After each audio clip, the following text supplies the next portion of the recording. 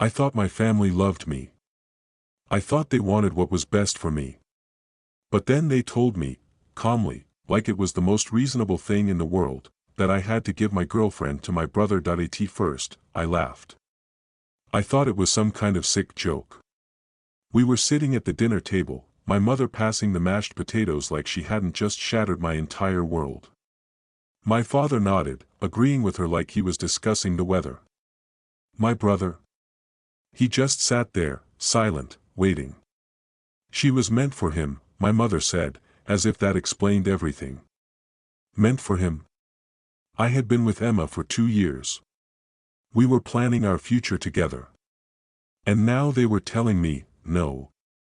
Expecting me to step aside like none of that mattered. I looked at Emma, hoping, praying she would tell them off, that she would fight for us. But the look on her face made my stomach drop. She already knew. What do you mean, meant for him? I asked, my voice barely above a whisper. My father sighed, setting down his fork. Son, there are things you don't understand. Arrangements that were made long before you were born. Emma was promised to our family. To your brother. Promised? I turned to Emma, my throat tightening. Is this true? She wouldn't meet my eyes. I didn't know at first, she admitted.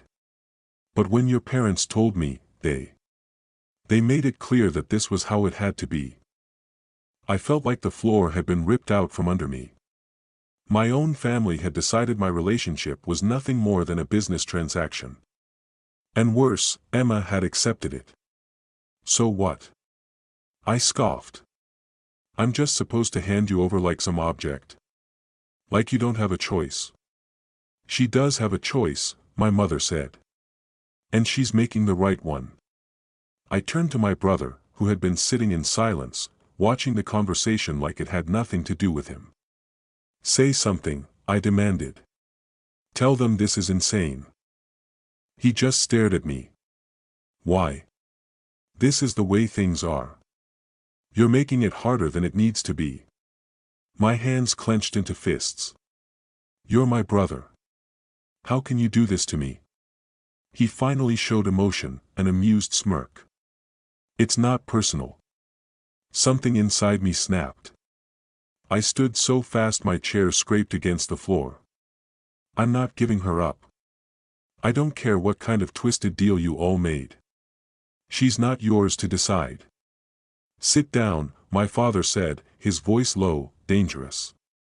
I shook my head. No. You can't control me. And you sure as hell can't control Emma. For the first time, she looked at me, really looked at me. And in her eyes, I saw something flicker. Guilt. Fear. Hope. I reached for her hand. Come with me. We don't have to do this. She hesitated. Just for a second. And then, she nodded. We ran. I don't remember getting to the car. I don't remember how we made it out of that house without them stopping us. But I do remember the way my mother screamed my name, the way my father's voice followed us into the night, promising that this wasn't over. We left everything behind. I don't know where we're going, or if we'll ever be safe. But for the first time in my life, I know one thing for sure, I'm not letting anyone decide my future for me. Sometimes, the people who are supposed to love you the most are the ones trying to control you. If you believe in fighting for love, hit that like button. And if you want to hear more stories about breaking free, make sure to subscribe. Because no one gets to choose who you love but you.